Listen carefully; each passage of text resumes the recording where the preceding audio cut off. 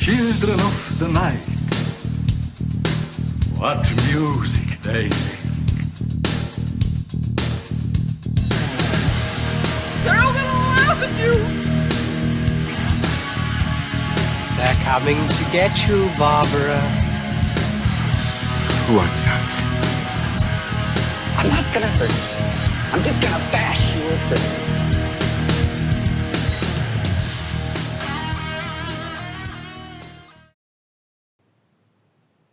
Hey everybody, welcome back to Final Guys.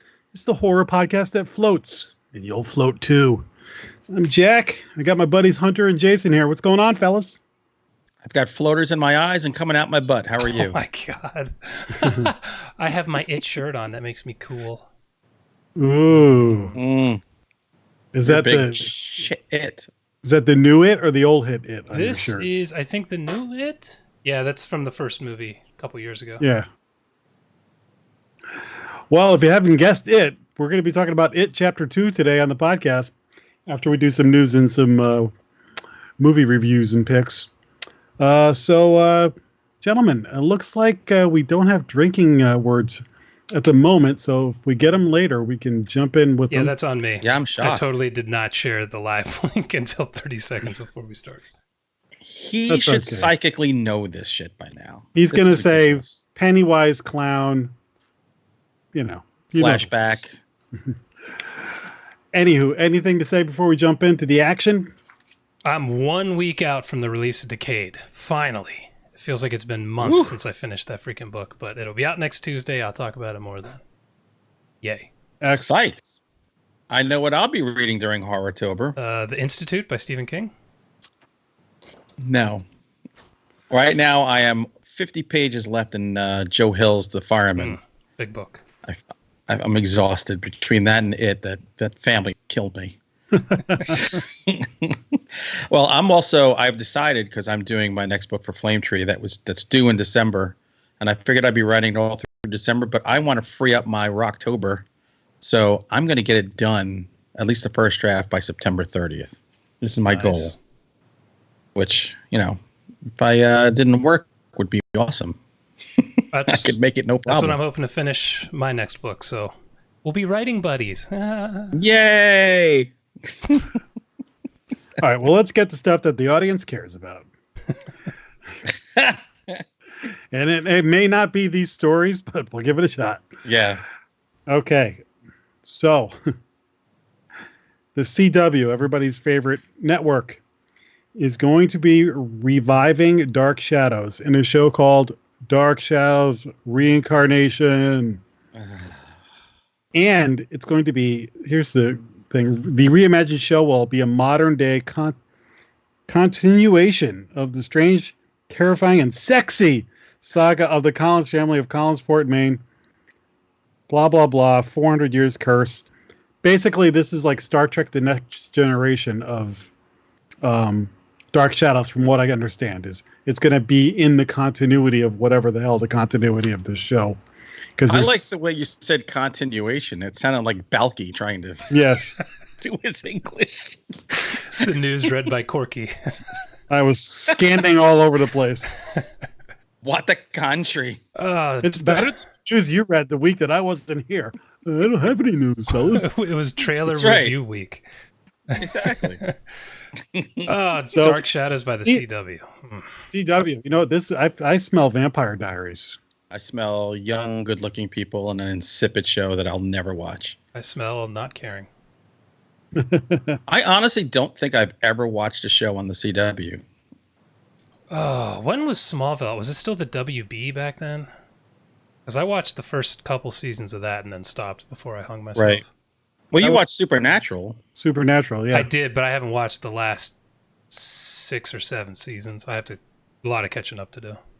Yeah, I don't know whether I think probably it switched over to CW by the time I bailed on Supernatural like season 7 or so. I don't know. It's like in the 1000th season now. 20 seasons. Well, if you want a good laugh, look up the trailer for Batgirl, I think it is. Ooh. Oh, Batwoman. Batwoman, is that what it is? Oh, that looks so. just amazing. That's actually a show? Yep. Oh, yeah. It looks great. It's, if you've ever wanted to see what Batman would look like if you weighed 100 pounds and wore lipstick while fighting crime, this is going to be your show. And that big red hair cowl. So bad. Jesus. I was tempted to watch iZombie when it first came out. Then I was like, no. Yeah. Yeah. Hey, we have drinking rules. You want me to read them? Yeah. Sheridan made it. Jack, your words are loser, beep, and adults. Hunter, yours are float, main, and chastain. I've done mine. He's a poet and you don't know it. And mine are long, Mike, and McAvoy. And the bonus words are Pennywise, clown, and ritual. Yeah, he pretty much nailed what I'm going to talk about. I thought he was going to use the word endless. That could have been a good one. Bathroom. Yeah, really. All right, the next piece of news I have is the best news of all. They're going to reboot Face Off, the movie with Nicolas Cage and John Travolta. Come on. You can't make that movie better. Why would you possibly? That's exactly how I feel. Like, well, first of all, it's I did not turn that movie off, but I almost did. Oh, you were expecting something good when you first watched it. Listen, all those movies came out. Broken Arrow, I think, is the only one of those stupid movies I actually turned off. I was halfway through it. I was like, I can't take this. Yeah, it's a wretched movie. But yeah, the part of the reason that movie works is because you have those two, Travolta and Cage, playing each other. And Joe Bob Briggs. He's Joe Bob Briggs. Isn't he the doctor who actually switches their faces? It's been a long time since I've watched that, but if he is, that's worth rewatching. Then I'm 100% sure he's in it. I'll look it up while you tell me about this glorious remake. Yeah, who's starring in this? They don't have a star yet or anything. That's all I have. Is that the guys who did the guy who wrote 22 Jump Street, the Cloverfield Paradox, is writing this. The Cloverfield Paradox, is that one? The one in space. Space, yeah. So, all right. So his cred's not so good. Maybe it stars Beetlejuice and Gilbert Gottfried. That would now awesome. 22 Jump Street. If they go full on comedy with it, then maybe we're talking. Get like Channing Tatum and Jonah Hill. That would be awesome. That might be funny. You're right. Okay, I found it. He was the prison medical technician. Wow. That's a good pull. Yeah. I was watching YouTube working at one point. I was watching Joe Bob doing burnt offerings. So it's just all his parts during the movie. I'm like, this is what it's come to occupy myself now. I was literally watching his old shit on YouTube today as well while I was fixing my book.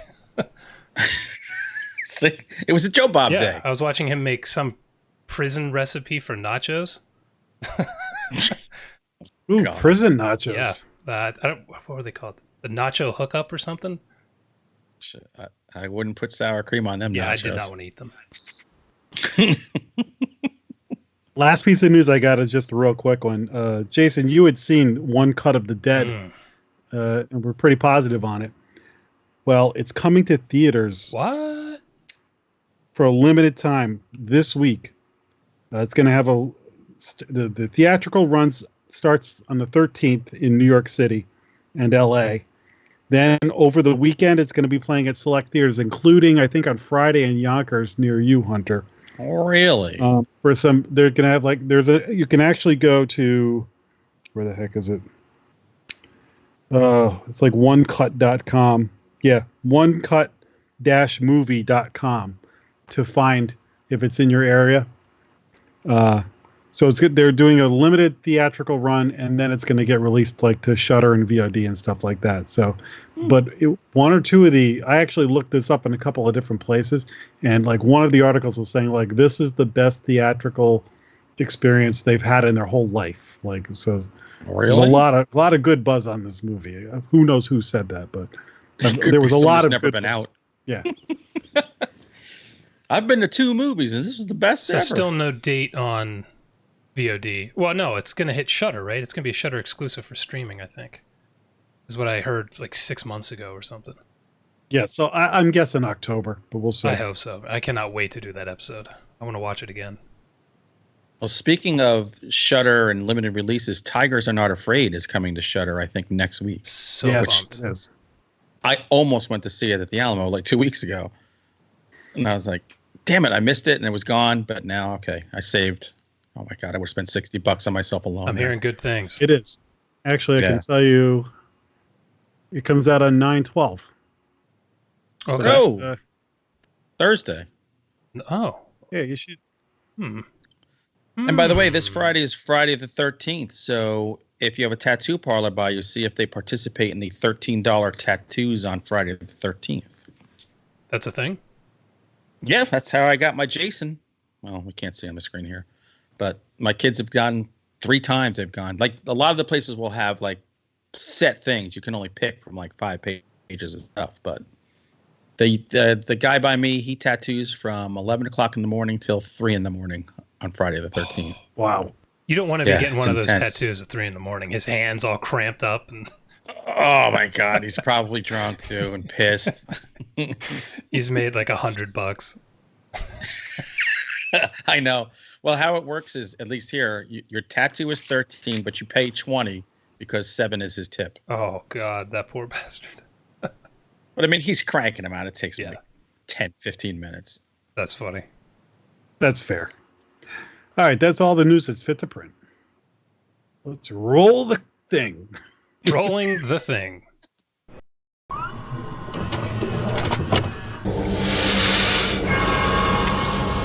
We have such sights to show you. Okay, like any fine museum, we curate only the finest pick. Actually, we don't pick just the finest picks because we talk about dog crap too on It's this mostly show, shitty so- stuff we talk Yeah. about. Really? Who wants to go first? I think Jason should always go first because he always has the most in his pocket there. Okay. I What do you have got, a lot of Jason? free time. Well, I'm almost done with the Nightmare on Elm Street run through. So, All Are, right. are you watching this by yourself at this point? no, but I will say 20 minutes into the one I'm talking about, A Nightmare on Elm Street 5, The Dream Child, my wife turns to me and says, "You know what I miss?" No, she said, "Good movies." She's so tired of these movies. And I have not watched these since I think my sophomore year in college. I went through all the Freddy movies. God, man, they just get worse and worse. I don't understand the stories at all anymore. They just make no freaking sense. It's like, I don't know. I thought he only could affect you in the dream world, but then it seems to change and they retcon his backstory in each new movie. First, he's the son of 100 maniacs. Now there's a girl and he was married, and, you know, all these movies took place under the power plant or whatever, but now he has a church sanctuary that's maybe a dream and maybe not, and he's getting kung fu, and oh my God, these are just painful to sit through. I don't know how you can have 1 and 3 that are so enjoyable, and then just everything else makes me want to just jab pencils in my eyes. So are That'll- you saying that there was Freddy Foo in this movie?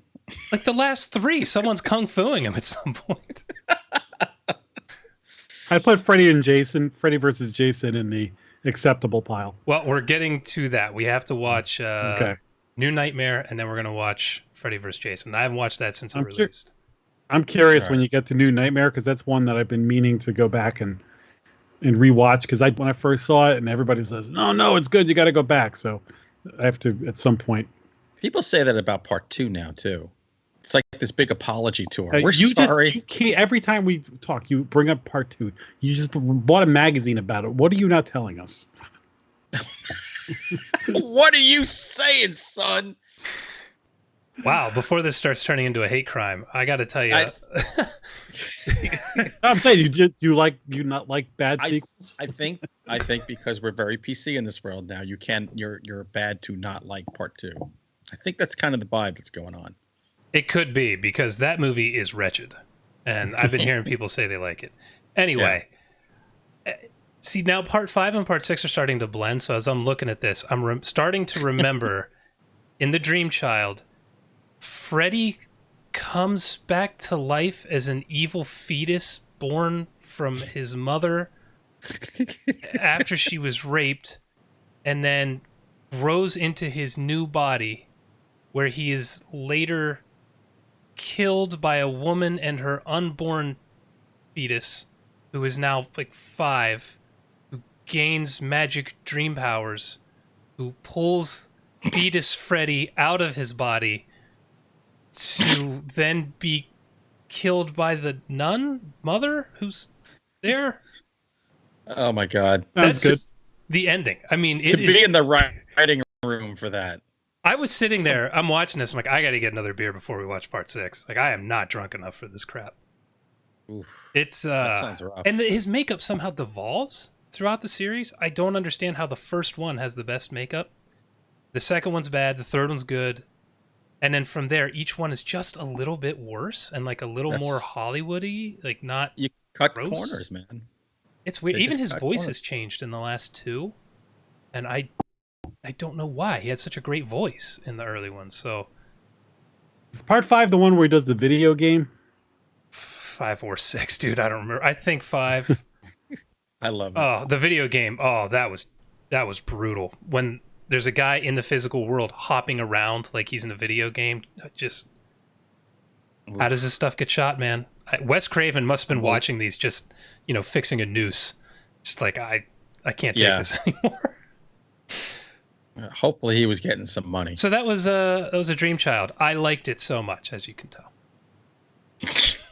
I'm rushing out to buy it now. I mean, look, part of it is this time period, but still, this running storyline they're trying to do is honestly, I think, a lot of what is making these bad, because it's just a mess.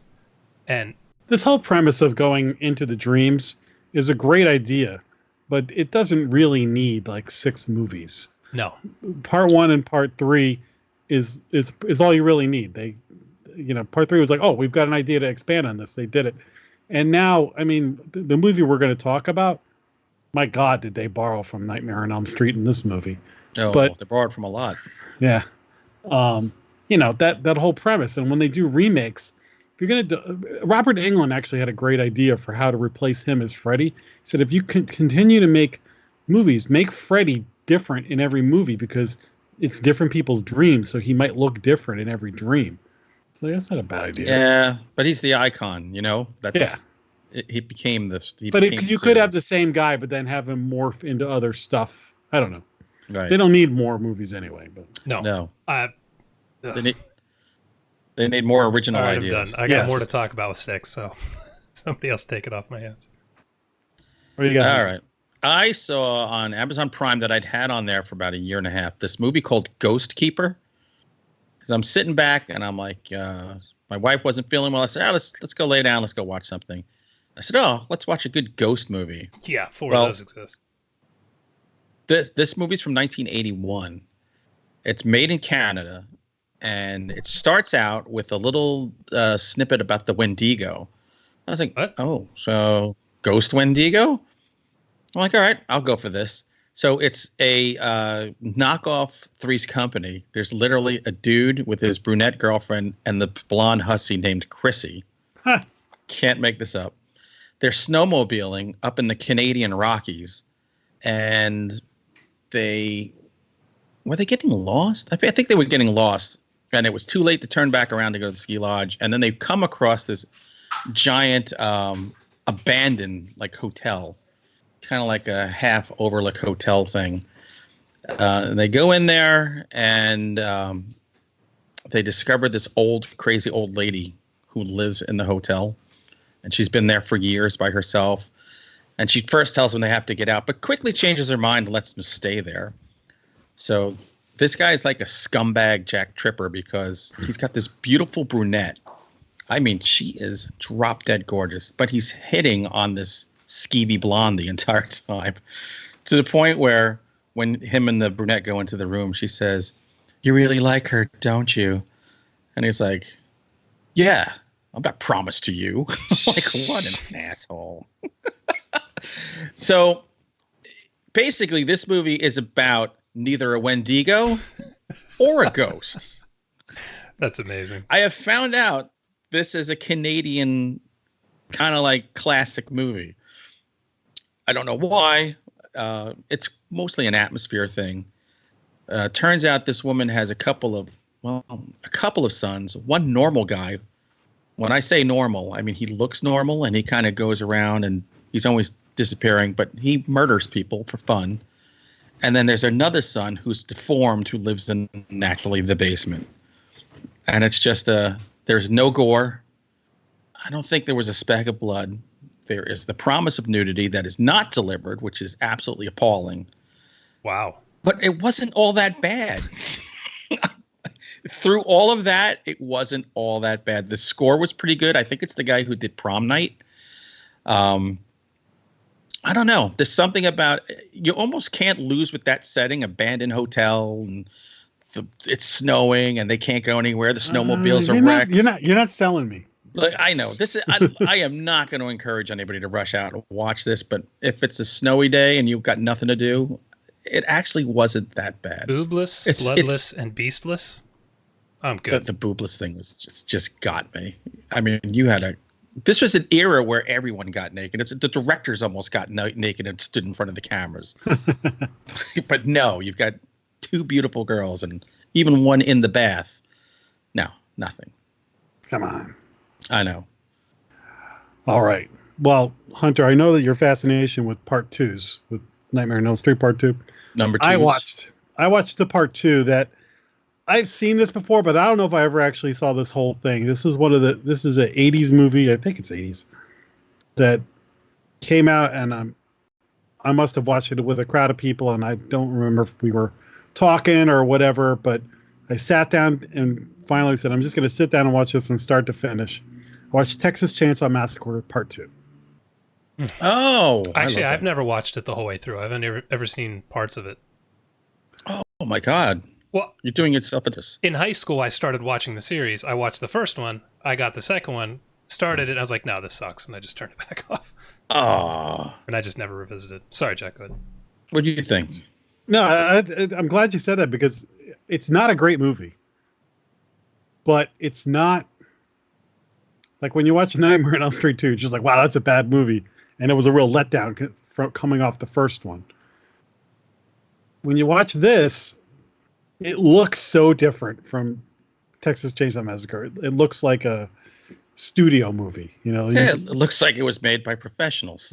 You know, they're in a room and there's like a doorway with a window and there's a red light behind it. You feel like you're in a Joel Schumacher, kind of like what the hell was that movie where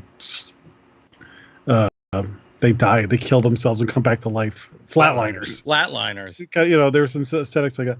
And then you just have the goofy Texas Chainsaw Massacre gang who's been missing for like 13 years. And Dennis Hopper's been on their trail because he was related to somebody who was one of the original victims. And the Texas Chainsaw gang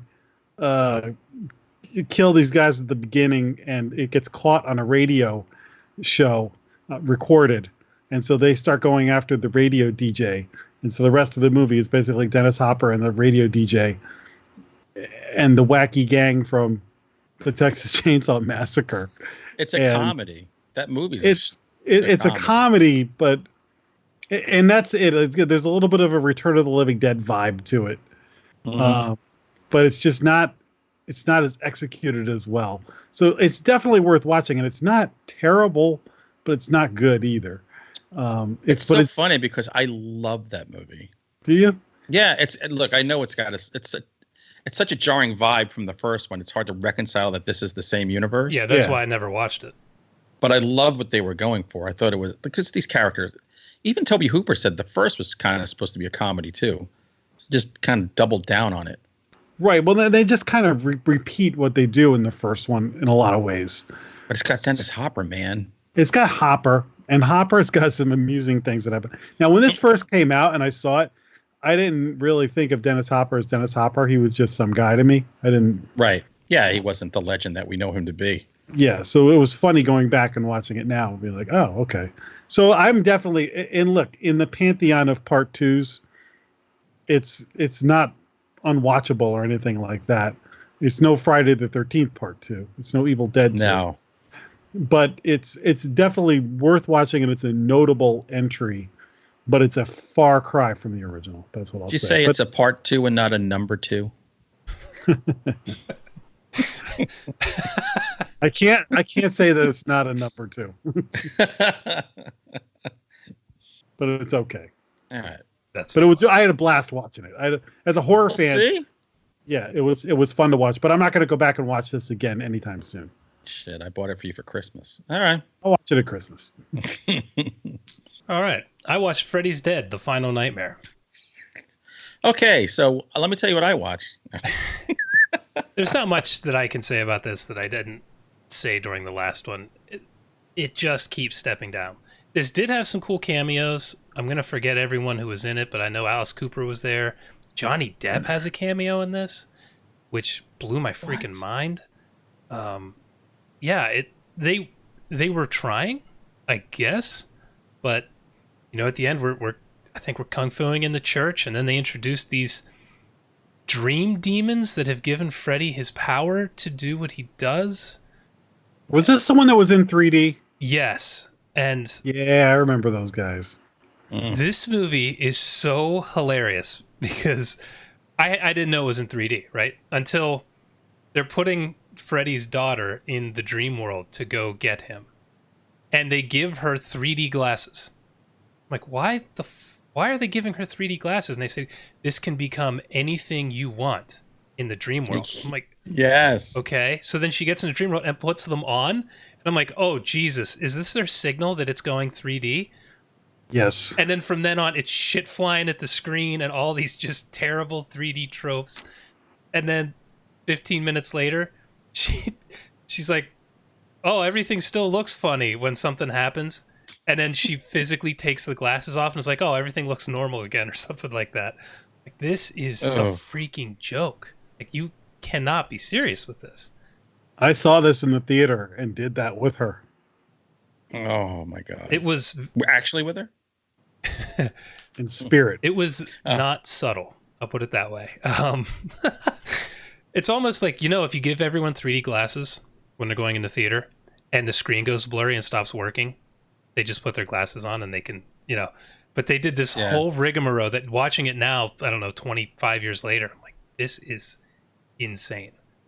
And then, the dream lizard snake things, like, what? Stop, but it is what it is. And I think I'm through the last of it. If I recall, A New Nightmare is a big step up, but I don't remember loving it. It's just been a long time, though, so I'm kind of curious for that. And finally, Freddy vs. Jason. Kane Hodderless Freddy vs. Jason, but... Yeah. What are you going to do? It's still fun. The thing I keep telling my wife is, don't worry, we have Halloween coming up. And that is going to start at such a peak, you're going to be so happy, and then the next week you're going to be ready to kill me. It's better than the Nightmare oeuvre. I actually don't think I've watched all the Halloween movies. I think I got to like 4 or 5, and I was like, nope. No, H2O. Wow. I did H2O. Oh, ooh. That's where I quit. That was bad. Yeah, saw that in the theater. What do you got, Hunter? Well, in honor of Stephen King and Jason and I being writers, and Jack, you can write too. You have written things as well. So I said, let me revisit The Dark Half, which nobody ever talks about. This is a George Romero movie. Yeah. Not only directed, but him and Stephen King wrote the screenplay. And I remember loving this movie back in the days when I was dreaming, someday I want to write. In my dreams, I can walk. I can walk. So I hadn't watched it since it first came out. So I was a little nervous. I'm like, oh my God, I'm going to crap all over something that I've held dear to me all these years. It's actually good. It holds up. It's a little long. It's over 2 hours, or it's right at the 2-hour mark. But basically, Timothy Hutton, and when Timothy Hutton speaks, that's dating myself right there. Anyway, he is a writer who writes under this pseudonym of George Stark, and he decides he wants to write like frou-frou Jonathan Franzen books and not write these like, noir thrillers that he does and makes all his money on. Mm-hmm. Dope. So he's going to put George Stark to bed and kill off his pen name. And then good old George Stark has something to say about that. lots of stuff with birds going on. Timothy Hutton. The coolest part is in the beginning when he's always wanted to be a writer, and he gets, as a little kid, gets these blinding headaches, and when they cut open his skull because they think there's a tumor, there's a blinking eye in his brain. Yeah, super cool. Along with teeth that they're pulling out of his brain, and also saying, "Oh, here's the start of a nostril." And there's a nurse that's horrified in there, and he's just going, "Yeah, this was a twin at some time. It happens. Just give me sutures." I was like, "What?" Didn't even pause to step back and go, "What the fuck?" That was a very, very late term abortion. Yeah, I know. He's been living for 10 years. It's just blinking away inside that skull. Yeah, isn't it abortion? What's just an eye, a tooth, and a nostril? I have I'm more not sure. jokes that I'm not going to go into. I'm good. Yeah, let it go. So yeah, then there's all these people around him, and all the people who are kind of involved in getting rid of George Stark are dying in these gruesome ways. And lo and behold, George Stark looks a lot like Thad Beaumont, who was Timothy Hutton. So it's a cool movie. Amy Madigan's great in it. Michael Rooker's in it. He plays the cop. Oh yeah, It's Alan Pangborn. Yeah. Right. Yep, exactly. Julie Harris is in this movie. So you all remember her from The Haunting. So good cast. I mean, it's George Romero. I'm just surprised not many people ever talk about this movie because it's actually a well done, slickly produced movie for him. You know what I mean? It didn't look like he was operating on some kind of shoestring budget, running around backlots by himself. I love basically the story is King and Richard Matheson. Jesus Christ. What was his pen name? God damn it. Oh, Jesus. You're doing with the Richard Matheson just killed me. Stark? Did you say Stark? Bachman. Richard Bachman. Oh, yes. When he was writing under that name, and then someone found out about him, so he killed the pen name off. That's the Dark Half. But I'm the opposite of you. I did not like the Dark Half when I first saw it, and then I watched it again, I don't know, 10 years later, and I was like, this is a pretty good movie. Like I dig this, and I love the ending. So it's solid. Timothy Hutton is really good in this movie. He is. Even though he's doing that weird Stephen King dialogue about, his car, was it a tornado? And like, he's saying some weird stuff in it, but he gives it his all, man. I like that. He was in Castle Rock. Anything's possible there, no matter how absurd it sounds or looks. This is another one that's been on my to-do list. I think I talked to one of you guys recently, a few months Timothy ago. Hutton has been? Yeah. What was that show he was on in USA? Leverage. I never watched that. Oh, that was the show you could just watch all day. That was on my one. One of you guys was telling me I should revisit it. I had that's kind of been on my to-do list. Gotta. All right. Well, since I watched Mindhunter recently, I was jonesing for more FBI drama, so I went on somebody's recommendation, and I watched a documentary series. It's not a documentary, but it's kind of like a procedural. It's a thing called Manhunt Unabomber. It's on Netflix. Okay.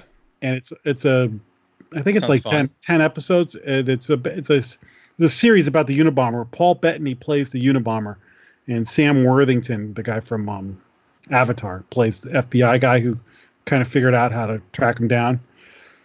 After I watched the show, I read like the real account of it, so some of it is kind of like sensationalized and fictionalized for story purposes. So not everything that this guy Sam Worthington does in the movie was done by him in real life, but they, for dramatic purposes, but of course, I did not know much about the Unabomber, and I learned a ton about it. It's a lot different than Mindhunter. It felt like it was a Discovery Channel show, I guess. So there's like spots where you feel like they were taking commercial breaks. But it's much more of a traditional format than like Mindhunter is. But it was very good. I really enjoyed it, and I learned a ton about the Unabomber and how the FBI caught him. So I think it's definitely worth a watch, especially if you're coming off Mindhunter and you're like jonesing for that FBI action. This is like a good show to follow it up with. Or watch X-Files. Are you inspired by this? To be in the FBI or to be a Unabomber? Go on a letter writing campaign and you know. I'm working on Make things. working on my manifesto. All right.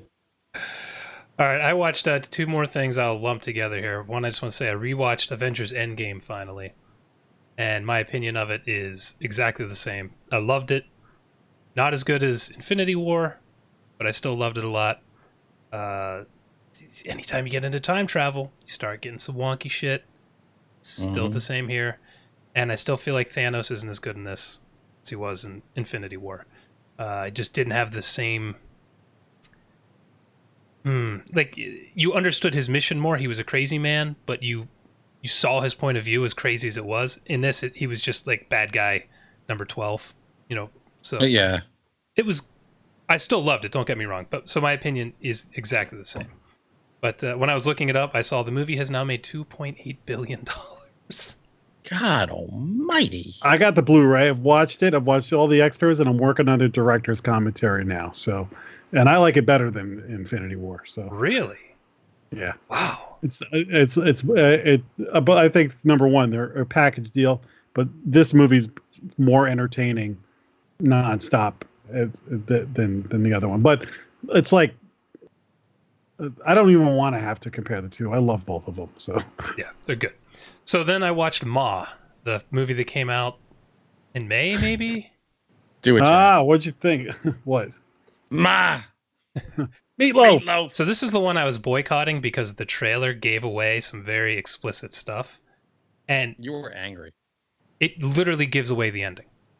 I mean, It did. literally, the ending of the freaking movie's in the trailer. I was so pissed off. So I'm watching this. I'm like, this movie's okay. The pacing is awful.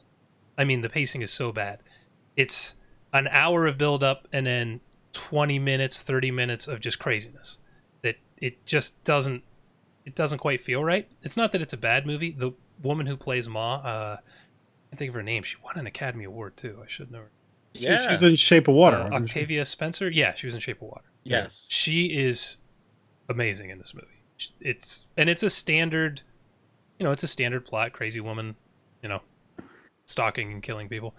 But it kind of goes from this stalking movie into a sort of revenge thriller plot in the last half that really shouldn't have been in there and didn't fit.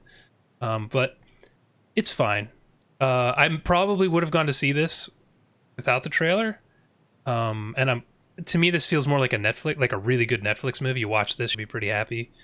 Had I seen it in theater, I don't know how happy I'd have been, just because the pacing was so weird. But man, I'm watching this movie. I finished it this morning, and I'm like, Jesus Christ, the trailer gives away the freaking ending. You were right. I'm so glad I didn't pay money for this. Unbelievable. Or pay money in the theater for it. So Justified. there you go. That's Ma. You got anything else, Hunter?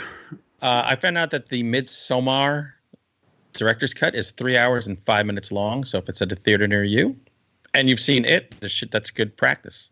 Or Avengers Endgame. You have an iron bladder after those 3 movies. Let me tell you, there is nothing quite like the sound of a men's room after 3 hours of a movie. It sounds like explosion. There's farts that guys can't hold in anymore. It's nuts. I just don't know if I need 3 hours and 5 minutes of Midsommar. Our complaint was that it was too long anyway. I know. The guys at the Alamo were laughing when they were telling me that. When they saw my face, they were like, no, we're serious. Well, real quick then, I watched a 1965 movie that I had to watch because it had 2 elements to it that I've been kind of fixating on this year. It had vampires and devil worshipping cults. It's called Devils of Darkness from 1965. Got nobody in it that you probably would have heard of. Mm-hmm. And it's got like this vampire, I guess it gets resurrected. There's a gypsy town people kind of thing. And he gets resurrected. Then I think it's all a blur. But what I do know is there was a satanic cult that kind of followed this guy around, and they all had red cloaks on and stuff. It was all that great traditional satanic cult stuff you get from 60s movies. The vampire and the hero guy are the 2 lamest people in the history of movies like this. The vampire hardly kills anybody.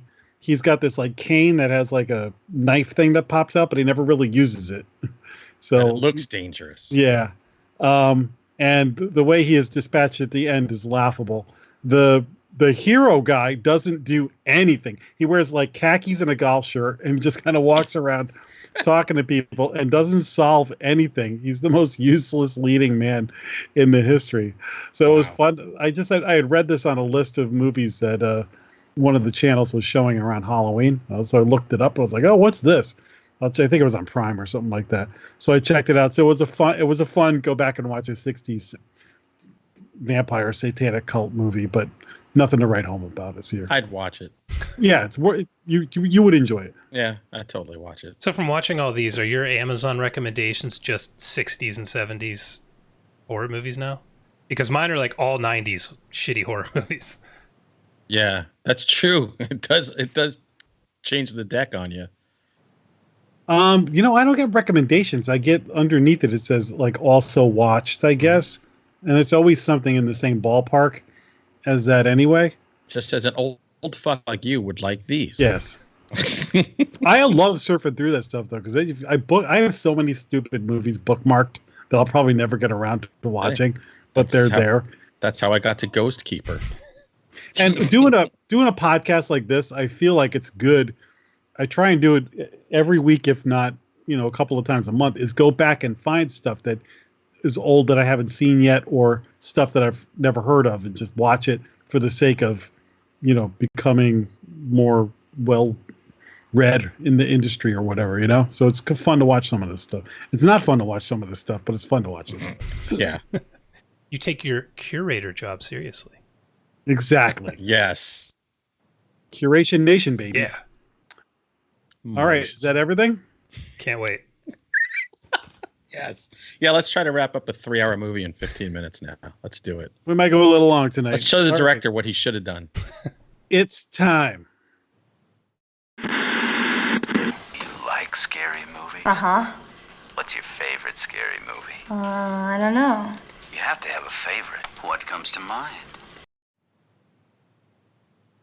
Okay, this is a movie. It's a sequel to It Chapter 1. And it's about a group of kids who terrorized a clown when they were kids and thought that they had killed it. But somehow it survived, so they go back to finish the job. That poor clown. Yeah, well, that's what happens when you battle losers. Yeah. So, who wants to go? I want to go last on my opinion. So somebody tell me what they thought. All right, I'll go first. I saw it yesterday, so I think it's freshest in my brain, right? Did you guys see it over the weekend? I saw it over the weekend. So yeah, I went alone. It was me and 4 other people in the theater, and they put it in the big theater, but it was also 2:30 in the afternoon. So this is memorable, I had my first pumpkin ale of the season there. Ooh. Little pumpkin ale, little popcorn, just me and a couple of close friends. So let me tell you, I knew this was long going in, and I know the book is long. The book, and you know how fast I read, Jack, and when I finally read that book, the first time I tried to read it in the 80s or 90s, whenever I went 800 pages in and threw it out the window, literally. So the second time I read it, I swear I felt like it took a year of my life to get through it. I'm not a fan of this thing. I don't think clowns are scary. In fact, Jack, you and I grew up in an era where kids were not a bunch of snowflakes, so we weren't scared of clowns. We thought they were fun. But I guess, it just knocked everything over. I guess poor Stevie had some bad experiences as a child.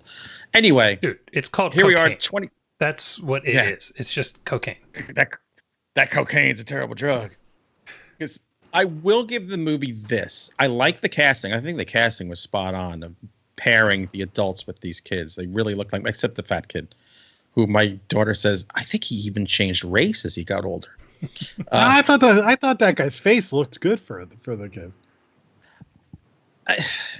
I don't know. They look totally, but it happens. These things happen. I was fine with that. Jessica Chastain, who I really like, didn't really do much in this except kind of look kind of lost and lonesome. Bill Hader was great in this. Yep. Always liked James McAvoy. He was awesome. I think the cast was very good. I think this movie, it looks great. Pennywise, this is a cool ass clown. Nothing like what Stephen King was going for, which was like Clarabelle and Ronald McDonald, I think, was more the vibe. But I dig what they did with this particular I almost said incarceration. Incarnation of it. It's too long. If you're gonna split it up and do the kids in one and do the adults in the other, leave the kids out of this. Did we need a million flashbacks of these things that the kids had? You could have shown that in the first one, or just not shown it at all. And I think because they spent so much time with all these individuals, you didn't get this sense of the losers together as a group this time around. Poor Mike, what the fuck was he even there for? I mean, he's just a guy with the phone book, really. I mean, they just he gathered them together and said, yeah, screw you, Mike. So I think it wasn't as cohesive as the first time around. I think it relied on a lot of jump scares. Some of them were actually pretty cool. It's as trippy, almost as trippy as the book is. I'll give it that much, because there's a lot of like, what the hell is going on here? Thought the ending was kind of cool. So there's a worse way to spend 3 hours, but there are far better ways. Mm-hmm. This could have been a 2-hour movie easily. And I think they would have nailed it if they had a little more. I'd just put a tighter rein on this. And there's some reviews saying that it should have been longer. So, or the ones who are saying, "Oh, we can't wait for part 3." Idiots. How about you, Jason? What do you think? Obviously, it is a seminal work for me. It's really what got me super into horror fiction. I read it when I was the same age as the kids, so it had a super impact on me. I've read it 3 freaking times. I'll read it again at some point. I love this book. I thought the first movie was fine. I thought it was good. It wasn't great. It wasn't anything mind blowing, but I enjoyed it. And you know, my mind changes on movies as I think about them more and I get distance. I'm pretty much exactly the same on that. I know a lot of people feel like they like it less than when they saw it, but I'm still pretty much the same. This was a massive step back from the first one for me. There's great stuff in this. There really is. The cast. This might be the best horror special effects we've seen in a long, long time. Some of those were so convincing that I thought they must have done a lot of practical in this and augmented with CG. Some of it, you know, wasn't great, but we don't see effects like this in horror movies because they don't have the budget to do this kind of stuff. Yeah. I mean, some of the stuff with the clown spider, I was like, how does that look so freaking good? Where did they get that idea from? Yeah, I don't know. So I liked a lot of that stuff. The cast just got me. The humor in this was so great. I was laughing a lot watching this. Yeah. But Jesus Christ, is this long and meandering? I mean, and there's so many scenes that I'm watching. I'm like, you could just take that out, and nothing would change. Nothing would change. You don't. Well, that's the thing. It wasn't driving the plot forward. Yeah, and I understand you want to make it 3 hours long because of the length of the book, but they didn't put in important stuff from the book, like Bill's wife isn't even in the freaking movie except for 5 seconds, and then they add in this ritual, all this weird stuff with them getting talismans and shit like that, which meant we had to watch each of them go get their talisman on their own. Yeah. So that was like 6 scenes that were freaking identical with just different set pieces. You know, I'm like, guys, I really have to take a piss here. So, you know, I didn't leave the theater mad, but I left it feeling like this was really a missed opportunity. Let me put a caveat here. I enjoyed this more than the first one. That's crazy. Really? I think the first one's a better movie, but for some reason I had a better time in this one than the first one. That makes zero Don't know why. sense. I know. I can't grasp my mind around it either. I can't watch the first one. Yeah, I tried, and I'm like, oh God, no. But I realize it's a better movie. So I like the first one better than the second one, and I think the first one's just okay. Now, I was at a party on Friday night with some people, and there were people who had seen it already and were saying this was better than the first one. It was such a great movie, and they're more mainstream people. So I was happy to see that a movie that was a horror movie was reaching people that ordinarily don't see this kind of stuff, or that only see the mainstream stuff. Mm-hmm. I also saw it in an afternoon show over the weekend. It was, more than 4 people, but not more than 12. Same. And I walked out thinking, all right, that was okay, but not great. And, I just kept thinking, this is just a big studio effects-driven movie. So I'm happy that something like this got made, that you got such a stellar cast, which helped the movie immensely. Mm-hmm. And a special effects budget that I actually think hurt it in some ways. I'll get to that in a second. So, like, there's part of me going, oh, great. A horror movie got this kind of budget and is getting this kind of play and it's getting this kind of box office. That's awesome. But as I'm watching it, I'm going, oh my God, there was so much bad CG in this movie that there's nothing scary in this movie. If anybody's scared of this movie, from anything in this movie, because every time Pennywise actually attacked a child, it was like a Bugs Bunny cartoon or something where it just kind of like the other monster, when they're at the Chinese restaurant, if you watch the original one, that's a famous scene when they're in the Chinese restaurant. Everything in the Chinese restaurant looked like a CG thing. Every creature that popped out just looked like a CG monster. And I kept going, oh, come on. I did love the crawling eye. Like, there's all these nods to all these horror movies. Mm-hmm. I thought that was cool. And that baby bug thing was disturbing. But to me, it just looked so much like a CG effect. Yeah. I was like, okay, whatever. And yeah, 3 hours. And we'll get to it when we get the spoilers. There's a whole subplot of this movie there's no need to have this thing in the movie. So, somebody asked me, a good friend of mine who's more like us, not a normie. He's like, well, what did you think? I said, I would wait for cable or whatever. But mainstream people, Hunter, starter horror, great starter horror, much better than Conjuring movies and that kind of stuff. So there's plenty to like here, and Bill Hader does own this movie. Bill Hader's great. Without him, I don't know what this is. But I'm reading some reviews, and there are people who love this movie, and I'm happy for them. And I don't want to be too negative on it because, like I said, it's okay. But at 3 hours, I don't know. And there were just certain parts where I was just watching and going, that's clearly James McAvoy in a studio with a lightning machine behind him, right? Running around with a green screen or something like that. So I will give the movie credit for this. There's a lot of 20-somethings in and out of my house all the time. They have all seen this movie. So the generation that has no attention span sat through this for 3 hours and liked it. But they all said the same thing. Oh my God, it was just too long. Too much stuff in it. Yeah, I think we all said this about the first movie, and I agree with this movie, is even if it's not something we all loved, the fact that it's making so much money is going to give us so many more horror movies because studios are going to think they can make money off them again. So this made $190 million already on a $60 to $80 million budget. So bring it on. Because the year after it, last year was one of the best years for horror ever. So I'm hoping we can kind of get the same thing next year from this. So I don't want to just trash it. And I don't think it deserves to be trashed. It's just, I'm watching it thinking, man, you guys, you have something that you could have done amazing here. And I think that's also what makes it normie friendly, is what makes us not like it.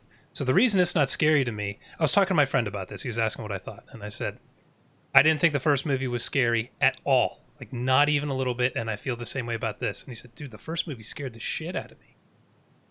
So wow, so we're that jaded. And what it is, I figured it out in the last movie, and they did the exact same thing in this. Every time the clown is facing down one of our heroes, this loud sound hits, and it rushes straight at the camera. Every freaking scene, they do the exact same thing. And I guess it's scaring people who aren't jaded like us, but I'm watching this like, okay, how long until he rushes the camera? Oh, there's a musical cue. But then he never kills the person. He had like 100 opportunities to kill everybody. And that to me... Well, that's why you don't feel any stakes in it. That's the ultimate sin of this movie to me. You don't think anything's Jason, going to happen to any of the characters.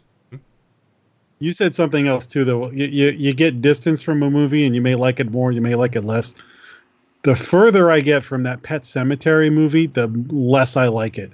I just, man, am I sour on that movie.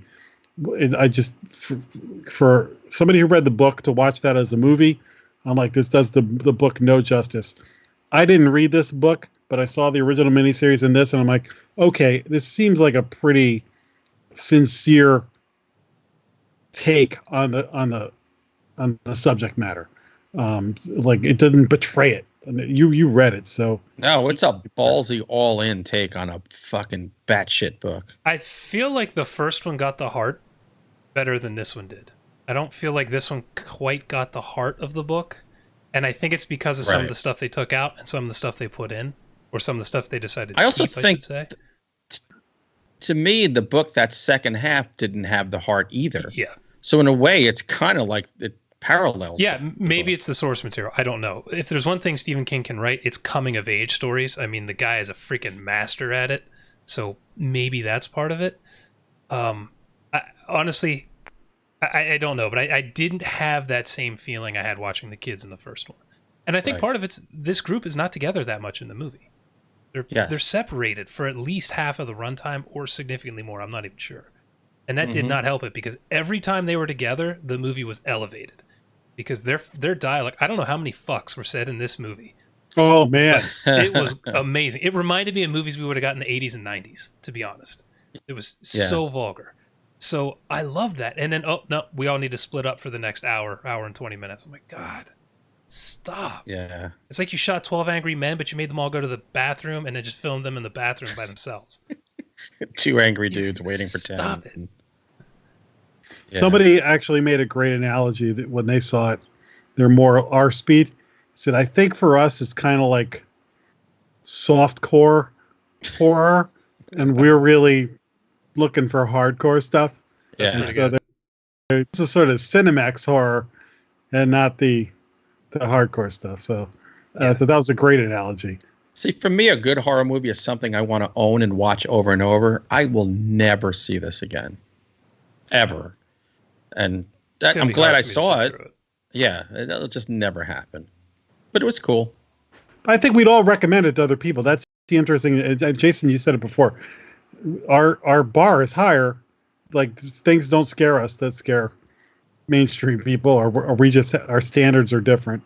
So, I can easily tell somebody, a normie, go check it out. You might like it. It's a pretty good adaptation. If I'm talking to my horror friends, to be like, what did you think of it? Well, I just thought it was okay. It didn't do much for me. Wait for cable, that kind of thing. Mm-hmm. Exactly. Yeah, my friend who loved it, I was like, dude, you're going to think this is great. You're going to think it's long, but if you thought the first one was amazing, you're going to dig this. It was. I didn't love the first one, but to me, this was just it's a pretty solid step back. But some of the stuff they were doing. Okay, here's a great example of me for this movie, and maybe for us. Let me know if I'm way off track here. The scene when Beverly goes to her old apartment and the old woman is there. When the woman is down the hallway and she just kind of moves weird for a second. Just that weird, And then you see her naked walk by the door doing this weird. That stuff was way creepier than when she comes running out as this giant thing. I mean, you see it all in the trailer, so I'm not really giving too much away. Yes. But the subtlety of it, you're just seeing enough. To me, that was creepy. And then when it's just in your face right away, I was like, eh. Yeah, and it's just going to chase her, because that's what happens in every goddamn scene. Yeah, that's the thing. There's no subtlety in this movie. It's like 4 seconds of it, and it was good. It's all a clown hitting you over the head with a big rubber mallet. Yeah. And but then when you get a little too much Pennywise. All right, so you were talking about kids aren't afraid of clowns, but here's the thing. There are certain scenes where Pennywise lures kids in, and I'm sorry, but when I was 6 years old, and if there was a clown anywhere going, hey, come here, I would just turn around and take off. There's never a day where a clown would ever... These are Maine kids, though. They're gullible. We're down east. We're not that. I'll tell you what, though. The cast, Bill Hader, the guy who played the... I forget all their names.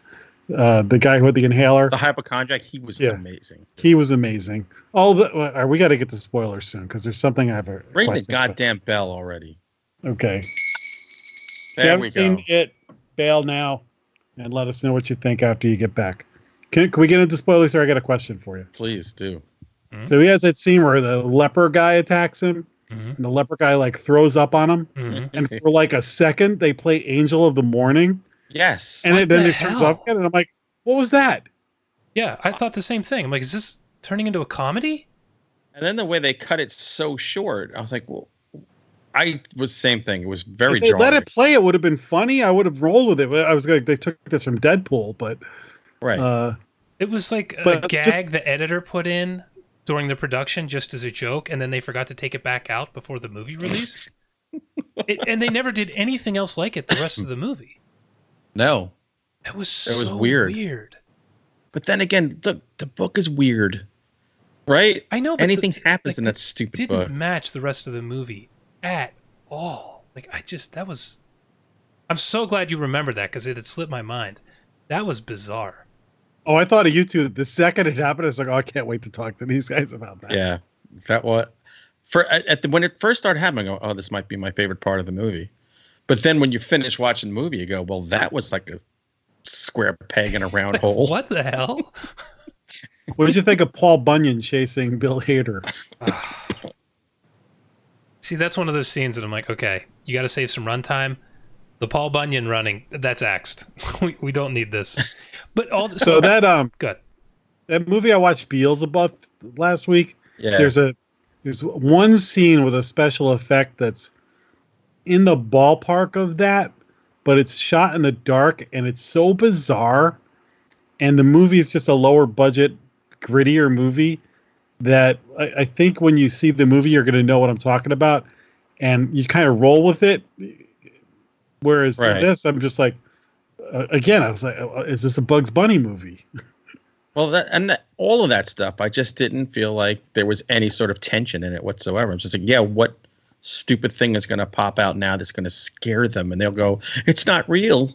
Well, what was creepy in that scene were the people in the background. They slowly stop moving and all stare. I'm like, that's effective. Paul Bunyan chasing you is not effective. That's in the book, though, right? Wasn't it in the book? I think it is. Don't remember. I'm pretty sure it is. That book's 1,100 pages. Yeah, but you don't by remember the way, it all yet? But here's the newsflash: I'm never reading that book.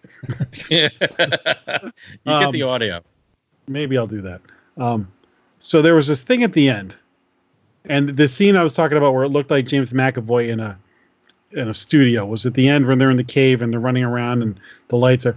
I was just like, okay, this feels like they borrowed the Lord of the Rings set where Shelob was. Yeah. And they're in this cave and they're explaining that he's got to obey the rules of whatever shape he's in. So if they can go and lure him on the other side into this place, he'll have to shrink down to get them. Right. So they run, and then all this other, the plan goes to hell. But they were in a cave where Pennywise would have to shrink. Yes. When they said that, and Pennywise wasn't shrinking; he was just trying to dig his way through to them. Yep. So why would Why would they assume he's going to shrink there?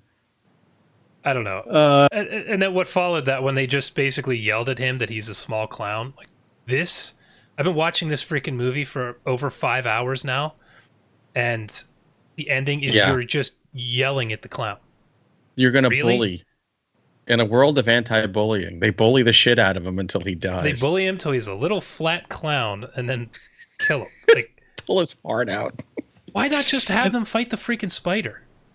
And also, a lot of people I talk to, when I say things like, well, Pennywise has all these chances to kill everybody, and he never does. Mm-hmm. And they always come back to me and go, well, the fear makes them taste better.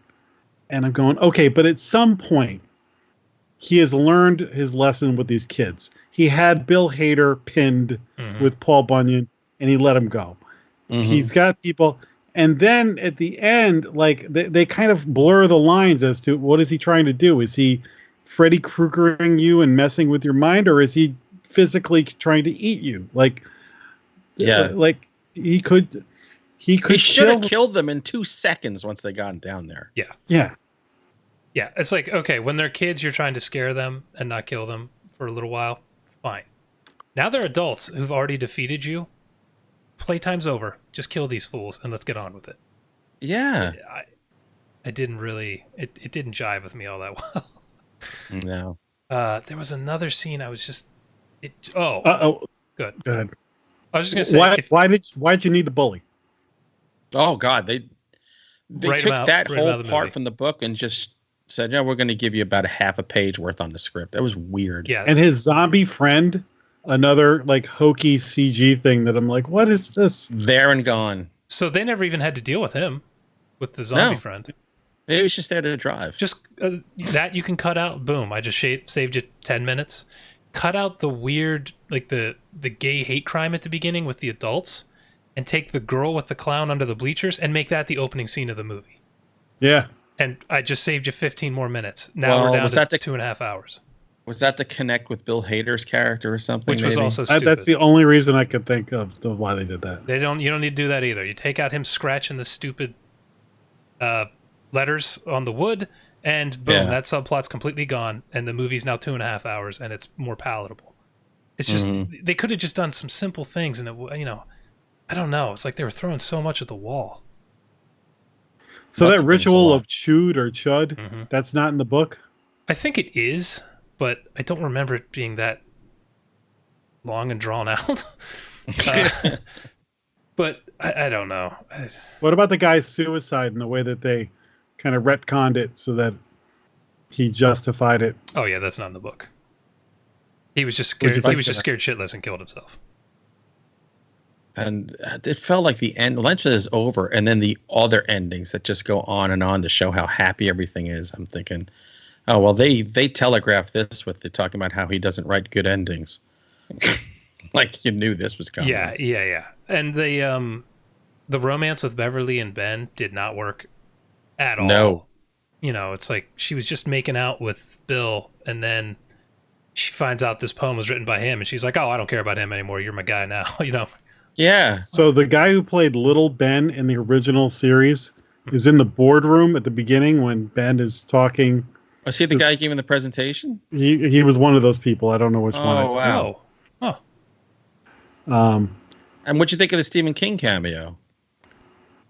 Well, the bike did not need to be in that movie either. I laughed every time. Sheridan could make a drinking game out of every time McAvoy rides the bike and it just throws it on the ground. Yeah, I know. So By the way, the bike is important to the ending of the book. But if you're not going to do the ending of the book, just take all the bike stuff out. And again, just saved you 10 more minutes. So and you also upped the timeline on this, and no kid in the 80s gave a shit about the Lone Ranger. Right. Yeah. We know, we were there. It's one of those things where it's like you either need to put more from the book in to make some of these these story threads make sense, or you need to just take them out entirely. And with this movie being so long, I wish they'd just taken them out entirely. So I don't know. It's some weird decisions. There was a Nightmare on Elm Street 5 reference, though. Yeah, I did get a kick out of that. What'd you think of the Thing reference? The Thing, yeah. You gotta be fucking kidding. I loved that. I'm not gonna lie, because I was just sitting there like, does anyone else in this theater get this? Because I did, and I freaking loved it. My kids didn't, and when they came home, that was their favorite part. I said, that's from the movie The Thing. They're like, what? Like, stolen completely from. I love homaged. I loved it. I thought it looked pretty good too. Yeah. But then it just disappeared. They wounded it. It dragged itself away, got up, ran, and then it was gone. Why? Yeah, it did its thing. And when the little Pomeranian dog was there, was it one of the Blade movies that had the dog that would Yep. Yes. Yep. I didn't even think of that. You're right. Yeah. So this movie was doing what the book did. The book was this love letter to horror. Right. So it did that part very well.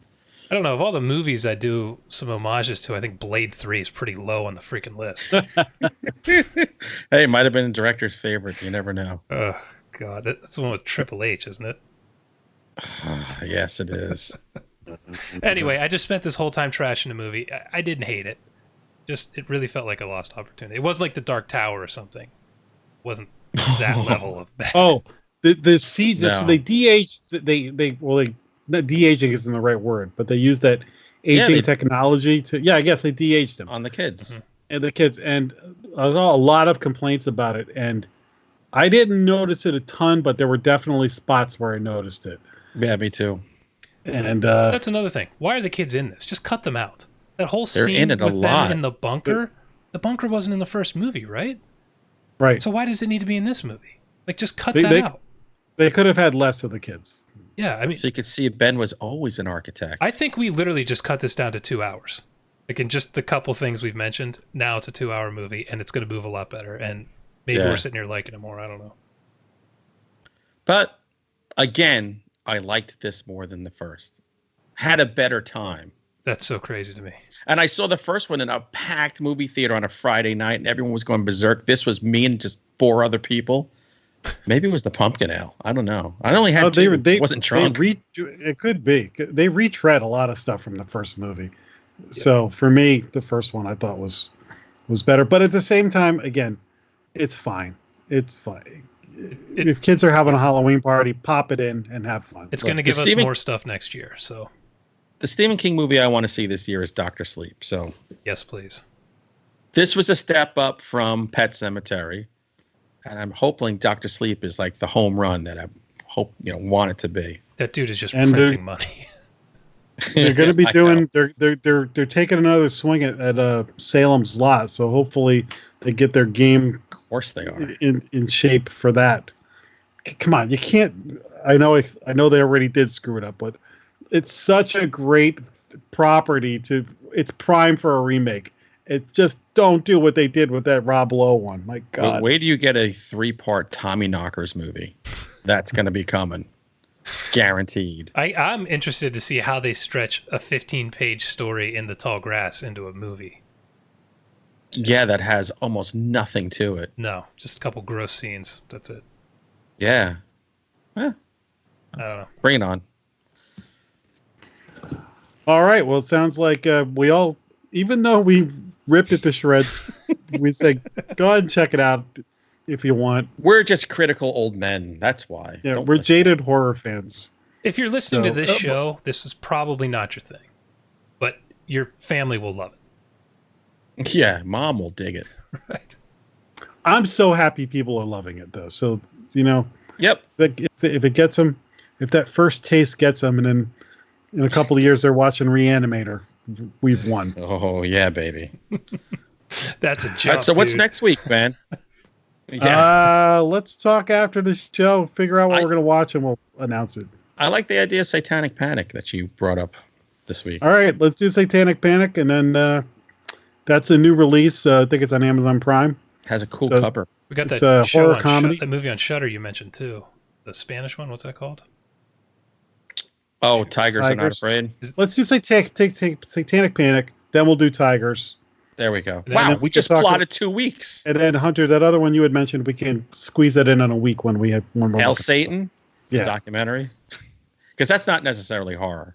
That's just a documentary on Satanists. It's been out for a while, so we might as well strike Satanic Panic while it's a new release. Yeah, I got it.